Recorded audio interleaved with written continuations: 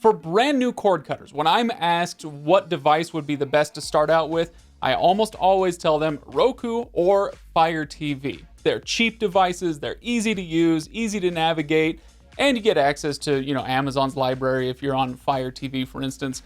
But it's getting harder to recommend those two devices unequivocally these days. There are a few reasons why, but number one on my list is they're still not playing nice with HBO Max and Peacock months later.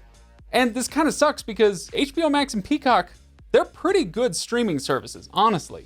And I do get into those in some other videos, so if you want to check them out, go hit the description below. Anyway, today we're going to talk about if it's not Roku and Fire TV, which devices are the best. So let's dive in.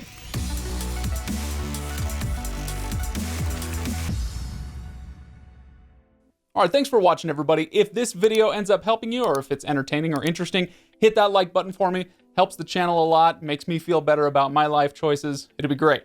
All right, so let's dive into this. Now, when I talk about alternatives to Roku or Fire TV, there are two categories here. The first one is the best streaming devices out there that aren't Roku or Fire TV. The second category would be the best alternative devices to Roku and Fire TV.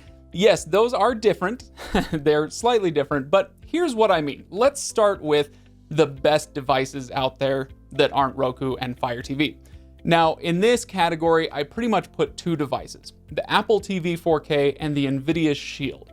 So both of these are going to be powerful devices with premium features. Apple TV, it's super fast. It's got the Apple TV app, which rolls in a bunch of content into one centralized location. It's really convenient that way, except for Netflix, but that's a story for a different day. But also, the Apple TV integrates really well with the Apple ecosystem. So if you have an iPhone, an iPad, a MacBook, whatever, it's going to integrate really, really well and talk across those devices, just like you're used to with the Apple ecosystem.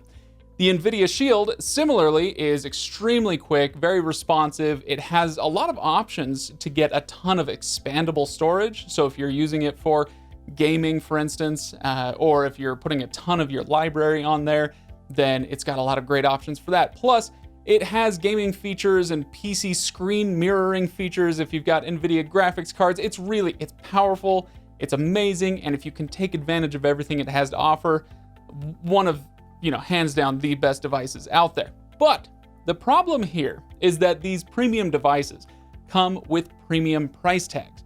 Replacing that $40 Fire TV stick with a $200 NVIDIA Shield, it's a tall order. So don't get me wrong, if you've got the money, like I've said, those are amazing devices. I'm not saying they're not. But if you're still concerned about your budget and you want to turn away from Roku and Fire TV, then in that case, we turn our eyes toward the second category, the best alternatives to Roku and Fire TV. In this category, it's all about Google. So there's the Chromecast. Chromecast is one of the simplest devices out there. It plugs right into your HDMI port in the back of your TV with a dongle there. You plug it in, and then on your mobile device, usually your phone or a tablet, and then there's a little Chromecast logo that appears above that. You can send that to your TV and watch it on your TV. Again, I've done reviews of all these devices, so you can check those out. You can get links to those in the description below.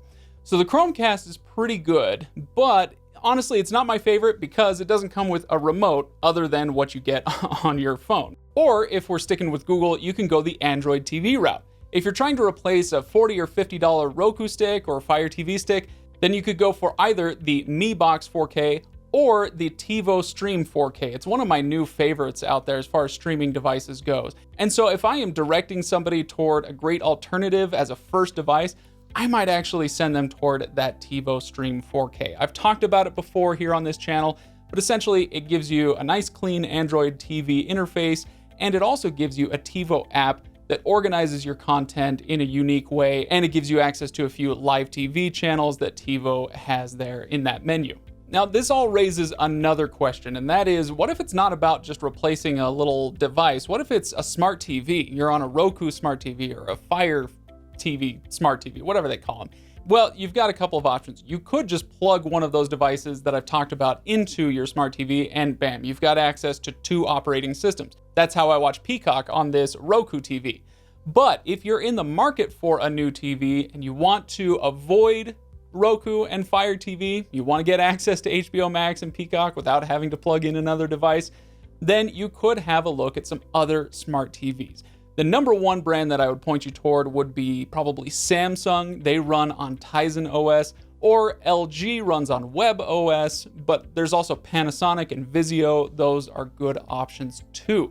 So when it comes to looking for alternatives these days to the loves of my life, Roku and Fire TV, yes, there are options out there, and I'd be curious to hear what you think the best options are. Do you just use your Xbox or your PlayStation to stream these days? Let me know in the comments below. I'd be really curious to hear what everybody has to say these days with Roku and Fire TV.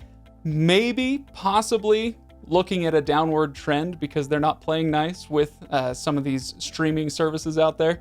I don't know, I guess we'll see. Anyway, sound off in the comments, give this video a like, make sure you're subscribed for other videos much like this one. Thanks for watching, everybody. I will see you next time.